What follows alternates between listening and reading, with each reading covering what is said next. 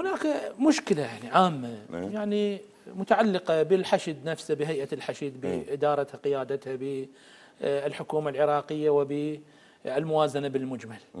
الفروقات الحشد بحسب آخر المعلومات وليست نهائية سيصرف لمجاهدي الحشد الشعبي فروقات شهرين فقط. ليش؟ حسب الموجود، يعني تم مناقلة تأمين رواتب الحشد، تأمين رواتب المقاتلين، هذا هو الأهم، موازنة تشغيلية وتخصيصات. يعني بعض الفروقات هو شنو هي قليلة جدا، حالهم حال أي مؤسسات الدولة. بالتالي اكو تخصيصات، أي اكو تخصيصات لكل وزارة، أي؟